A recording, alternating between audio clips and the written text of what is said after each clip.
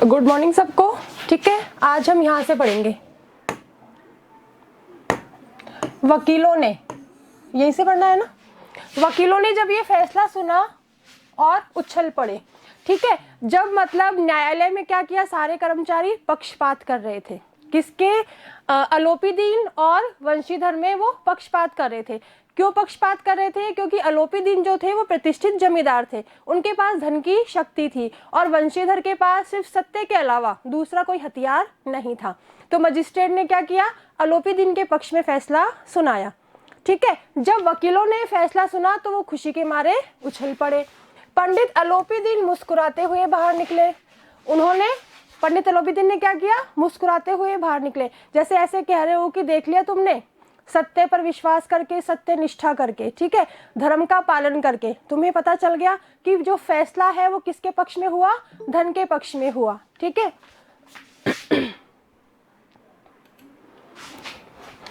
धन के पक्ष में हुआ, इसलिए वो मुस्कुराते हुए बाहर निकले।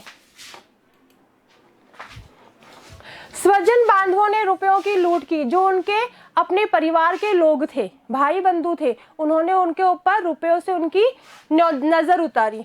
उदारता का सागर उमड़ पड़ा। हर कहीं मतलब अलोपीदीन के प्रति करुणा पूर्वक दृष्टि दिखाने लगा, उन पर दया दिखाने लगा कि पंडित अलोपीदीन को वंशीधर ने बिना किसी कारण के जबरदस्ती हिरासत में ले लिया।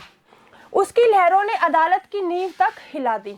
लेकिन मुंशी वंशीधर को ये पता चला है कि धन के बल पर, उनको क्या पता चला वंशीधर को, कि धन के बल पर मजिस्ट्रेट ने भी ईमानदारी और सत्य निष्ठा को दांव पे रख दिया।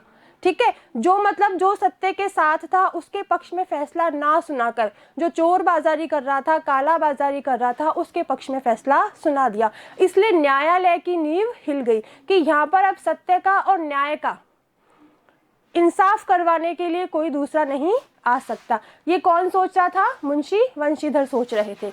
जब वंशीधर बाहर निकले तो चारों ओर से उनके ऊपर व्यंग बाणों की वर्षा होने लगी। चारों ओर से जितने भी लोग थे, कुछ देर पहले वो अलोपीदीन की निंदा कर रहे थे, लेकिन जब फैसला उनके पक्ष में हो गया तो वंशीधर पर सब लोग ताने मारने लगे, उनको भला बुरा कुछ ना कुछ कहने लगे। आगे है कि चपरासियों ने झुक झुक कर सलाम किए। अलोपीदीन जो थे, उनको वहां के जितने भी चपरासी थे, ठीक है, वो उनका आदर कर रहे थे, उनको झुककर सलाम कर रहे थे। किंतु इस समय एक एक कटु वाक्य, एक एक संकेत, उनकी गर्वाग्नि, जो जितने भी कठोर वचन उनको वंशीधर को सुनने पड़े। ठीक है, एक एक संकेत जो उंगली दिखाकर उनकी ओर संकेत किया गया कि ये वंशीधर है जिसने भले मानुष को हिरासत में ले लिया। ये सारी जो चीजें थी, उनकी गर्वाग्नि, उनकी गर्व को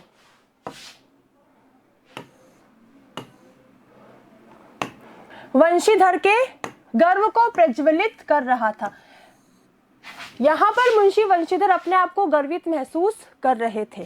कैसे? कि कदाचित इस मुकदमे में सफल होकर वो इस तरह अकड़ते हुए ना चलते। यदि वो इस मुकदमे में सफल हो जाते तो फैसला किसके पक्ष में होता? सत्य के पक्ष में होता। तो मुंशी वंशीधर सोचे कि यदि मेरे पक्ष में फैसला हो जाता तो मैं इतना अकड़कर नहीं चलता। ठीक है, लेकिन पंडित अलोपीदीन के पक्ष में फैसला हुआ, इसलिए मैं अकड़कर चल रहा हूँ। क्यों अकड़कर चल रहे हैं यहाँ पर मुंशीधर? उन्होंने ये बात क्यों सोची? क्योंकि उनकी सोच है कि मैं सत्य के साथ था और मैंने सत्य के रास्ते का अनुसरण करते हुए अलोपीदीन को पकड़ा, और मैंने उसको जबरदस्ती बिना कारण नहीं पकड़ा। मेरे पास गवाह थे, सबूत थे, लेकिन वो सब किससे भरपूर थे? लालच से डांवाडोल थे। ठीक है, यानी कि यहाँ पर वो इसलिए बोल रहे हैं बात कि मजिस्ट्रेट को ये पता होते हुए भी कि अलोपीदीन ने नमक की चोर बाजारी की। ठीक है, और मुंशी वंशीधर है वो बिल्कुल सत्यनिष्ठ थे, धर्मनिष्ठ थे, वो अपने कर्तव्य का पालन कर रहे थे। ये सब जानते हुए भी मजिस्ट्रेट ने क्या किया? अलोपीदीन के पक्ष में फैसला सुनाया। लेकिन वंशीधर क्या सोच रहे थे कि कहीं ना कहीं अलोपीदीन को भी ये पता है कि मैं सारे झूठे सबूत करके जीता हूँ, और मजिस्ट्रेट को भी ये पता है कि मैं न्याय के साथ मैं अन्याय के साथ न्याय कर रहा हूँ, धर्म के साथ न्याय नहीं कर रहा हूँ। इसलिए वो उन लोगों को दिखाते हुए थोड़े अकड़ कर चले। आई बात सबके समझ में ये वाली? जो मैंने बताई वो, ठीक है। फिर आगे कह रहे हैं कि आज उन्हें संसार का एक खेदजनक विचित्र अनुभव हुआ, लेकिन आज जो उनके साथ हुआ, ठीक है, वो एक बहुत ही दुखदाई और अनोखा अनुभव था मुंशी वंशीधर को। वो कह रहे हैं कि न्याय और विद्वता, लंबी चौड़ी उपाधियां, बड़ी बड़ी दाढ़ियां और ढीले चोंगे एक भी सच्चे आदर के पात्र नहीं है।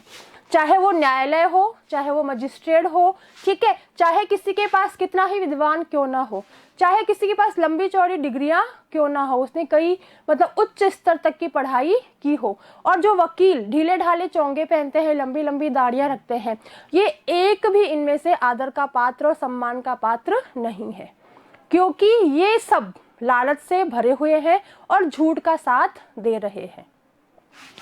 आगे है कि अब आगे क्या कह रहा है कि वंशीधर ने धन से बैर मोल लिया था। जो मुंशी वंशीधर थे वो सत्य पर आरूढ़ थे, ठीक है, धर्म का पालन करने वाले थे, कर्तव्यनिष्ठ थे। उन्होंने क्या किया, धन से बैर मोल लिया, एक प्रतिष्ठित जमींदार से वैर शत्रुता मोल ली, ठीक है। उसने क्या किया, एक प्रतिष्ठित जमींदार को सिर्फ अपना कर्तव्य का पालन करते हुए पकड़कर हिरासत में ले लिया, तो उसका मूल्य चुकाना अनिवार्य था। तो उनको क्या मिला, उसने जो धन से वैर मोल लिया, एक प्रतिष्ठित जमींदार से शत्रुता मोल ली, उसका तो मूल्य चुकाना उनको जरूरी था। और क्या मूल्य चुकाया उन्होंने, कठिनता से 1 सप्ताह बीता होगा, बड़ी मुश्किल से उनका नौकरी करते हुए 1 सप्ताह खत्म हुआ कि मुअत्तली का परवाना आ पहुंचा। मुअत्तली मतलब निकाल देना, नौकरी से निकाल देना, ठीक है, उनको नौकरी से निकाल दिया गया, इसका नोटिस उनके पास आ गया। कार्यपरायणता का दंड मिला, जो उन्होंने कर्तव्य पालन किया उसके पुरस्कार स्वरूप उनको क्या दंड मिला कि उनको नौकरी से निकाल दिया गया, ठीक है। क्यों निकाल दिया गया, क्योंकि उन्होंने एक प्रतिष्ठित जमींदार से शत्रुता मोल ली थी। कैसे शत्रुता मोल ली थी कि जब आलोपी दिन गाड़ियों में आधी रात को नमक की चोर बाजारी कर रहे थे, जब ये बात वंशीधर को पता चली तो उन्होंने उनको हिरासत में ले लिया, ठीक है। इसलिए उनको मतलब ये निकालना, उनको इस चीज का उन्होंने क्या किया, अपने कर्तव्य का पालन किया। कर्तव्य का पालन करते हैं तो हमें पुरस्कार मिलता है। वंशीधर को क्या मिला पुरस्कार स्वरूप, नौकरी से निकाले जाने का फरमान। बेचारे भग्न हृदय, बेचारे का हृदय टूट गया, शोक और खेद से व्यथित, बहुत दुखी होकर घर को चले, अपने घर की ओर चले। बूढ़े मुंशी जी तो पहले ही कुड़बुड़ा रहे थे। जो उनके पिता थे, वृद्ध मुंशी जी थे, वो तो पहले से ही मन में बड़बड़ कर रहे थे, क्योंकि उन्होंने तो पहले ही जब वंशीधर रोजगार के लिए चले थे तो उनको जाते समय बहुत सीख दी थी, ठीक है ना, कि तुम ऐसा करना, है ना, कि तुम किसके ऊपर मतलब पद की ओर ध्यान मत देना, सिर्फ जो ऊपरी आमदनी हो उसकी ओर ध्यान देना। कि चलते चलते इस लड़के को समझाया था, वंशीधर कह रहे हैं कि मैंने इसको चलते चलते समझाया था, चलते चलते समझाया था, लेकिन इसने एक नहीं सुनी, इसने मेरी एक भी बात नहीं सुनी। सब मनमानी करता है, यानी कि सारी अपनी मन की मर्जी करता है।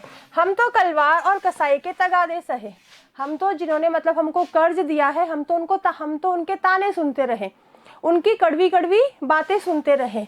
बुढ़ापे में भगत बनकर बैठे हैं, बुढ़ापे में सन्यासी जैसा जीवन बिता रहे हैं, और वहां बस सूखी तनख्वाह, और वहां पर क्या है, सिर्फ एक सूखी महीने की तनख्वाह आ जाती है। हमने भी तो नौकरी की है और कोई ओहदेदार नहीं थे। वो बोल रहे हैं, वंशीधर के पिता बोल रहे हैं कि नौकरी हमने भी की है और हम तो किसी बड़े पद पर नियुक्त भी नहीं थे, हम तो छोटे मोटे कर्मचारी थे, लेकिन काम किया, लेकिन फिर भी हमने काम किया और दिल खोलकर किया। मतलब उन्होंने दिल खोलकर जितनी ऊपरी आमदनी कमा सकते थे वो उन्होंने कमाई, और आप ईमानदार बनने चले हैं। और ये महाराज वंशीधर जी ईमानदारी का पाठ पढ़ने चले हैं और पाठ पढ़ाने चले हैं। घर में चाहे अंधेरा हो, ठीक है, लेकिन मस्जिद में अवश्य दिया जलाएंगे।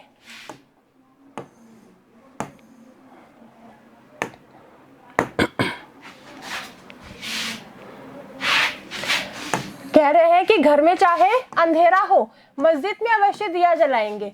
मतलब घर में चाहे समस्या हो, उस समस्या का समाधान नहीं करेंगे, दूसरों की जो समस्या है पहले उसका जाकर निवारण करेंगे, ठीक है। खेद ऐसी समझ पर वो कह रहे हैं वंशीधर के पिता की क्या सोच है, पहले अपने घर का ध्यान दो। वंशीधर ने क्या किया, सरकार के हुक्म का पालन किया, उनके आदेश का पालन किया, जो कि वंशीधर के पिता के अनुसार उनको नहीं करना चाहिए था। ठीक है, तो ये कह रहे हैं कि घर में चाहे अंधेरा हो, चाहे घर में कितने भी पैसों की कमी हो, चाहे आर्थिक तंगी हो, कितनी भी समस्याएं हो, वहां पर ये जनाब ध्यान नहीं देंगे, बाहर का काम ये पहले करेंगे। फिर कह रहे हैं कि ऐसी समझ पर बहुत दुख होता है, पढ़ना लिखना सब अकारत गया, इनको जितना पढ़ाया लिखाया सब बेकार चला गया। इसके थोड़े दिनों बाद जब मुंशी वंशीधर इस दुरावस्था में घर पहुंचे और बूढ़े पिताजी ने समाचार सुना तो सिर पीट लिया। ठीक है, जब वो मतलब थोड़े दिनों बाद जब उनको नौकरी से निकाल दिया गया, उसके थोड़े दिनों बाद जब वो घर पहुंचे, पिताजी को सारी बातें मालूम हुई कि क्यों निकाल दिया गया, किस कारण निकाल दिया गया, तो उन्होंने अपना सिर पीट लिया, बहुत दुखी हो गए। बोले कि जी चाहता है कि तुम्हारा और अपना सिर फोड़ लूं, इतना गुस्सा आ रहा है कि तुम्हारा भी सिर फोड़ दूं, मेरा भी सिर फोड़ दूं, मतलब तुमने मेरी बातों पर ध्यान नहीं दिया, मेरी बात को तुमने नहीं सुना। बहुत देर तक पछता पछता कर हाथ मलते रहे और उनको बहुत वंशीधर की इस बात पर बहुत पछतावा हुआ। क्रोध में कुछ कठोर बातें भी कही और गुस्से में उन्होंने वंशीधर को बहुत भला बुरा कहा। यदि वंशीधर वहां से हट नहीं जाते तो अवश्य ही यह क्रोध विकट रूप धारण कर लेता। वंशीधर ने देखा कि पिताजी भी क्रोध है, यदि मैं थोड़ी देर सामने और रुका तो बहुत कुछ अनर्थ हो सकता है। ठीक है, ये कुछ भी गुस्से में आके कुछ भी कर सकते हैं, इसलिए वो चुपचाप वहां से हट गए। यदि वो ऐसा नहीं करते तो जो उनके पिता का क्रोध था वो भयंकर रूप धारण कर लेता और कुछ भी अनहोनी हो जाती। आगे कह रहे हैं कि वृद्धा माता को भी दुख हुआ, उनकी जो बूढ़ी माता थी उनको भी बहुत दुख हुआ कि इन्होंने पिताजी का कहना क्यों नहीं माना। जगन्नाथ और रामेश्वर यात्रा की कामनाएं मिट्टी में मिल गई। जब नौकरी लगी तो माता ने सोचा कि चलो ठीक है, नौकरी है, नौकरी की तनख्वाह तो आएगी आएगी, ऊपर की आमदनी भी आएगी, तो मेरी चारों धाम की यात्राएं हो जाएगी। ठीक है, लेकिन वो सारी जो यात्राओं की कल्पना थी, सोच थी, वो सब कुछ मिट्टी में मिल गया। पत्नी ने तो कई दिनों तक सीधे मुंह उनसे बात भी नहीं की। पत्नी भी इस बात पर बहुत नाराज हुई और उन्होंने वंशीधर से कई दिनों तक सही तरीके से बात भी नहीं की। ठीक है, तो मतलब ये इन्होंने कर्तव्य का पालन किया, इनको दंड स्वरूप ये सारी बातें भुगतनी पड़ी। मतलब घर वाले भी, बाहर वाले तो नाराज हुए जो हुए, लेकिन घर वाले भी इनसे बहुत ज्यादा नाराज हुए। मतलब पिता, माता, यहाँ तक कि पत्नी भी इनसे नाराज हुई। क्या हो गया? आगे कह रहे हैं कि इसी प्रकार एक सप्ताह बीत गया, यानी कि इसी प्रकार सब लोग एक दूसरे को मतलब मुंशी वंशीधर को सुनाते, कहते, बात ना करते, गुस्सा करते करते एक सप्ताह बीत गया। अब एक दिन शाम का समय था, बूढ़े मुंशी जी बैठे राम नाम की माला जप रहे थे। शाम के समय बूढ़े मुंशी जी अपने घर के बाहर बैठे थे और भगवान का नाम ले रहे थे। इसी समय उनके द्वार पर, उसी समय क्या हुआ, उनके दरवाजे पर सजा हुआ रथ आकर रुका। एक बहुत ही सजावट से भरा हुआ, जिसको बहुत सजाया गया था, ऐसा रथ आकर रुका।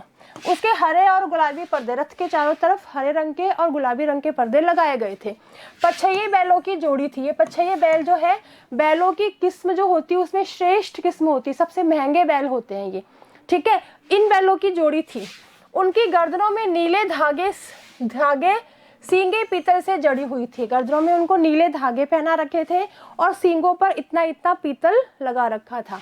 ठीक है, कई नौकर लाठियां कंधों पर रखे साथ थे। उस रथ के दोनों तरफ बहुत सारे नौकर थे जिन्होंने कंधे पर लाठियां रख रखी थी।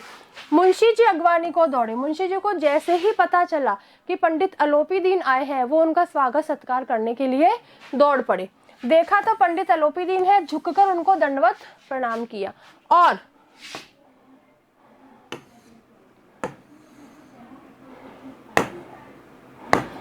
लल्लो चप्पो की बातें करने लगे और उनकी बड़ी खुशामद भरी उनकी चापलूसी करने लगे और कह रहे कि हमारा भाग्य उदय हुआ है आज, पता नहीं कौन से पवित्र कर्मों से हमारा भाग्य उदय हुआ है, हम इतने सौभाग्यशाली हैं जो कि आपके चरण इस द्वार पर आए। ठीक है, यानी कि ये हमारा बहुत बड़ा सौभाग्य है कि आप हमारे घर पर आए। आप हमारे पूजनीय देवता हैं, हम आपकी पूजा करते हैं। आपको कौन सा मुंह दिखावे, मुंह में तो कालिख लगी हुई है, लेकिन हम आपको अपना मुंह दिखाने के लायक नहीं है, क्योंकि हमारे पुत्र ने हमारे ऊपर हमारे मुंह को काला कर दिया है, हमारी इज्जत को मिट्टी में मिला दिया है। किंतु क्या करें, लड़का अभागा कपूत है। लड़का क्या है, अभागा है और कपूत है। कपूत कौन होता है, जो कि बुरे काम करता है, ठीक है। और सपुत्र होता है जो अच्छे काम करता है, अपने माता पिता का ध्यान रखता है। तो इन्होंने क्या किया, वंशीधर को कपूत क्यों कहा, क्योंकि वंशीधर ने अपने पिता की बातें नहीं सुनी, ठीक है, इसलिए उनको कहा कि ये तो अभागा और कपूत है। नहीं तो आपसे क्यों मुंह छिपाना पड़ता, नहीं तो मैं आपसे आज मुंह क्यों छिपाता। ईश्वर निसंतान चाहे रखे, पर ऐसी संतान ना दे। क्या कह रहे लोपीदीन को, चाहे ईश्वर भगवान किसी को संतान ही ना दे, वो चलेगा, वो बहुत बढ़िया है, लेकिन ऐसी संतान किसी को भी ना दे। आगे कह रहे हैं, अलोपीदीन ने फिर इनकी बातें सुनी और कहा कि नहीं भाई साहब, आप ऐसा मत कहो। मुंशी जी ने चकित होकर कहा कि ऐसी संतान को मैं और क्या कहूँ, ठीक है, मेरी संतान ने क्या किया है, आपको पकड़ के हिरासत में ले लिया, ठीक है ना, तो उसने ये काम अच्छा नहीं किया। तो इस तरीके की संतान को मैं कपूत और अभागी न कहूं तो क्या कहूं। आगे कह रहे कि अलोपीदीन ने वात्सल्य पूर्ण स्वर में कहा।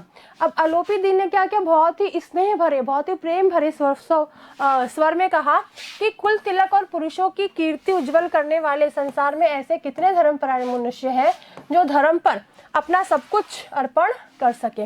वो कह रहे हैं कि आपका जो पुत्र है वो कुल का तिलक है, ठीक है, वो पुरुषों के यश को बढ़ाने वाला है, और इस जैसा पुत्र, वंशीधर जैसा पुत्र इस संसार में नहीं। ऐसे पुरुष बहुत कम होते हैं जो धर्म का पालन करते हैं और धर्म का पालन करते हुए अपना सर्वस्व समर्पण, अर्पण मतलब न्यौछावर कर देते हैं, ठीक है। वो कह रहे हैं कि अपना सब कुछ अर्पण कर सके। तो वंशीधर ने क्या किया, वंशीधर ने भी यही किया। अलोपीदीन को पकड़ा तो उनको पता था, मन में कहीं ना कहीं पता था कि एक प्रतिष्ठित जमींदार है, मेरे साथ कुछ भी हो सकता है।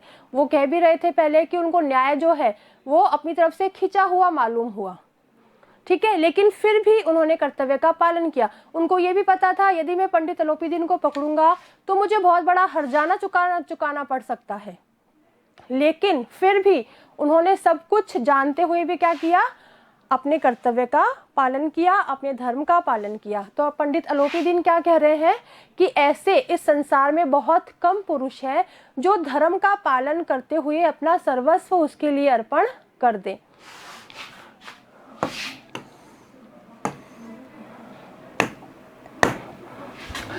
पंडित अलोपीदीन ने वंशीधर से कहा कि दरोगा जी, इसे खुशामद ना समझिए, खुशामद करने के लिए मुझे इतना कष्ट उठाने की जरूरत नहीं थी। उस रात को आपने अपने अधिकार बल से मुझे हिरासत में लिया था, किंतु आज मैं स्वेच्छा से आपकी हिरासत में आया हूँ। पंडित अलोपीदीन ने फिर वंशीधर से कहा कि दरोगा जी, मैं जो यहाँ पर आया हूँ इसको आप खुशामद मत समझना, ठीक है। और खुशामद करने के लिए वो कह रहे कि यदि मुझे खुशामद करनी होती तो मुझे इतना कष्ट उठाने की जरूरत नहीं थी, मैं खुद यहाँ पर आपके पास नहीं आता। उस रात को वो कह रहे कि उस रात को जब आपने मुझे अपनी हिरासत में लिया था, आपके पास अधिकार था, सरकारी हुक्म था, सरकारी आदेश था, ठीक है, तो इसके आधार पर क्या किया, आपने मुझे हिरासत में ले लिया। लेकिन आज मैं अपनी इच्छा से आपकी हिरासत में आया हूँ, लेकिन आज मैं अपनी इच्छा से आपके पास कैद होने के लिए आया हूँ। फिर आगे कह रहे हैं कि मैंने हजारों रईस और अमीर देखे, कि मेरा आज तक हजारों रईसों से, हजारों अमीरों से पाला पड़ा, ठीक है, हजारों उच्च अधिकारी पदाधिकारियों से काम पड़ा, हजारों मतलब ऊंचे ऊंचे पद पर काम करने वाले अधिकारियों से मेरा पाला पड़ा, उनसे भी मैंने कई काम करवाए, किंतु मुझे परास्त किया तो आपने, लेकिन मुझे सिर्फ आपके सामने पराजित होना पड़ा, ठीक है, क्योंकि मैंने धन की शक्ति पर हर किसी की ईमानदारी खरीद ली थी, हर किसी को धर्म से डगमगा दिया था, हर किसी को कर्तव्य पालन से विमुख कर दिया था, लेकिन आप ही एक ऐसे थे जिनके सामने मुझे पराजित होना पड़ा, जिन्होंने मुझे परास्त किया, ठीक है। सबको समझ में आ रहा है ना बच्चों? yes, कोई दिक्कत हो तो मुझे बता देना, ठीक है। फिर कह रहे कि मैंने सबको अपना और अपने धन का गुलाम बनाकर छोड़ दिया, मुझे आज्ञा दीजिए कि मैं आपसे कुछ विनय करूं। वो कह रहे कि मैंने सबको अपना और अपने धन का गुलाम बनाकर आज तक छोड़ दिया, हजारों रईसों को, हजारों अमीरों को, बड़े बड़े पदाधिकारियों को, ठीक है ना। सबको मैंने अपना गुलाम बनाया। किसके बल पर बनाया? अपने धन की शक्ति के बल पर बनाया। वंशीधर ने अलोपीदीन को आते देखा तो उठकर सत्कार किया, किंतु स्वाभिमान सहित जब वो आए थे, उनसे बातें की थी, तो उससे पहले वंशीधर ने क्या किया था? उनका स्वागत सत्कार किया था, लेकिन स्वाभिमान पूर्वक किया था, लज्जा से या शर्म से नहीं किया था कि वो उनके सामने संकुचित हो रहे थे, ठीक है ना, झिझक रहे थे कि मैंने इनको पकड़ा, लेकिन उन्होंने उनका स्वागत सत्कार किया, स्वाभिमान के साथ किया। फिर किंतु और समझ गए वो, लेकिन ये भी जब वो पहले आए थे, ये बातें तो हो गई, उससे पहले क्या हुआ था, वो ये भी समझ गए थे मुंशी वंशीधर कि शायद ये मुझे यहाँ पर लज्जित करने के लिए आए हैं, ठीक है, और मुझे जलाने के लिए आए हैं। क्षमा प्रार्थना कर चेष्टा नहीं की। उन्होंने मतलब उनसे क्षमा प्रार्थना नहीं की, उनसे क्षमा नहीं मांगी कि मैंने आपको गिरफ्तार किया या मैंने ऐसा कोई काम किया, ठीक है, बल्कि जो उनके पिताजी थे वो उनकी ठकुर सुहाती बातें, वो उनकी हाँ में हाँ मिला रहे थे, उनकी चापलूसी कर रहे थे, वो बातें उनको असहनीय प्रतीत हुई। वंशीधर उन बातों को, पिताजी की ऐसी बातों को सहन नहीं कर पा रहे थे। पर पंडित जी की बातें सुनी तो मन की मैल मिट गई। लेकिन जब पंडित जी से इनकी बात हुई और अलोपीदी ने ये सारी बातें की, तो उनके जो मैल था, मन का जो भी भाव था, कठोर व्यवहार था, वो सब दूर हो गया। पंडित जी की ओर उड़ती हुई दृष्टि से देखा, ठीक है, और पंडित जी की ओर थोड़ी ऐसे मतलब उपेक्षा भरी दृष्टि से देखा उन्होंने पहले, और उस दृष्टि में लेकिन सद्भाव झलक रहा था, अच्छी भावना झलक रही थी। गर्व ने अब लज्जा के सामने सिर झुका दिया। अब जब मतलब पंडित अलोपीदी ने उनकी तारीफ की, उनकी प्रशंसा की, ईमानदारी की, धर्मपरायणता की, कर्तव्यपरायणता की प्रशंसा की, तो क्या हुआ, जो पहले मतलब वो गर्व से थे, वो अब उनके सामने थोड़ा सा यूं झुक गए। ये नेचुरल चीज है, ठीक है ना। यदि कोई हमारे जो गुण है उसकी प्रशंसा करते हैं तो हम उसके सामने थोड़ा झुक जाते हैं, विनम्र होकर बात करते हैं, ठीक है। फिर आगे कह रहे हैं कि शर्माते हुए बोले कि ये आपकी उदारता है, कि ये तो आपके इतना बड़ा दिल है, इसलिए आप मेरी तारीफ कर रहे हैं, जो ऐसा कह रहे हैं, ठीक है। मुझसे जो कुछ अविनय हुई उसे क्षमा कर दीजिए, कि मैंने आपके साथ जो भी अविनम्रता की, जो भी बुरा व्यवहार किया, कठोर व्यवहार किया, उसके लिए मैं क्षमा प्रार्थी हूँ, मुझे क्षमा कर दीजिए। मैं धर्म की बेड़ी में जकड़ा हुआ था, उस समय मैं अपने धर्म का पालन कर रहा था, नहीं तो वैसे मैं आपका दास हूँ, नहीं तो जो आप कहेंगे मैं वो करूँगा। कौन कह रहा है? वंशीधर अलोपीदीन से। जो आज्ञा होगी वह मेरे सिर माथे पर, जो भी आप मुझे आज्ञा देंगे उसको मैं अपने सिर माथे पर रखूंगा, मतलब उसको प्राथमिकता, आपकी आज्ञा होगी, पहले आपका काम करूंगा। अलोपीदीन ने विनम्र भाव से कहा, नदी तट पर आपने मेरी प्रार्थना नहीं स्वीकार की थी, कि नदी तट पर मैंने आपसे बहुत प्रार्थना की कि मुझे हिरासत में मत लो, लेकिन वहां पर आपने मेरी प्रार्थना स्वीकार नहीं की थी, लेकिन आज आपको मेरी प्रार्थना स्वीकार करनी पड़ेगी, ठीक है। वो कह रहे हैं कि आज आपको मेरी प्रार्थना स्वीकार करनी ही पड़ेगी, ठीक है बेटा। आज आपकी क्लास यहीं तक, बाय सबको, ठीक है, बाय बेटा, okay, thank you ma'am. Thank you ma'am, thank you बेटा।